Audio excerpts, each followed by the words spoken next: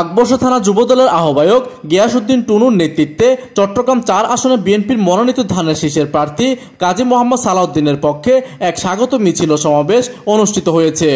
অদ্য 10 নভেম্বর সোমবার নগরের আকবর্ষা থানাধীন সিটি গেট এলাকায় শুভেচ্ছা ও অভিবাদন জানিয়ে স্বাগত মিছিল ও সমাবেশটি অনুষ্ঠিত হয়। উক্ত মিছিলে উপস্থিত ছিলেন আকবর্ষা থানা যুবদলের সাবেক যুগ্ম আহ্বায়ক খালেদ সাইফুল্লাহ, মোহাম্মদ ইকবাল, 10 নম্বর উত্তর কাট্টলী ওয়ার্ড যুবদলের সাবেক আহ্বায়ক মেহেজবাউদ্দিন তুহিন, দিলীপ মিত্র, মিজান, ইব্রাহিম খলিল, মোহাম্মদ সবুজ, আরিফ, ইমামউদ্দিন তারেক, মনির হোসেন ও সোহেল।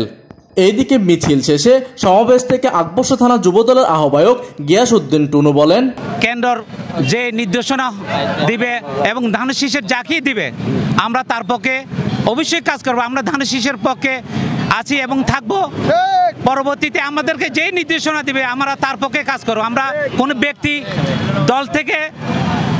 থেকে দল বড়, দল হচ্ছে দেশ বড়, আমরা এটাই বিশ্বাসী। উক্ত মিছিল সমাবেশে আরও উপস্থিত ছিলেন 10 নম্বর ওয়ার্ড যুবদল নেতা মোহাম্মদ মোর্শেদ, শান্টু, শহীদুল ইসলাম টিটু, রনি আশ্চর্য, নুরুজ্জামান চৌধুরী, রেজাউল করিম টিটু, জাহেদ, মালেক, শিবলু, বাবলু, বাচা, মোহাম্মদ মামুন সহ অন্যান্য নেতৃবৃন্দ।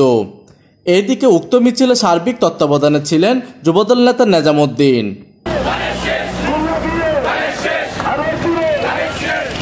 প্রতিনিধির তথ্য ও পাঠানো চিত্রে ডেস্ক নিউজ, দিগন্তের বার্তা 24, চট্টগ্রাম।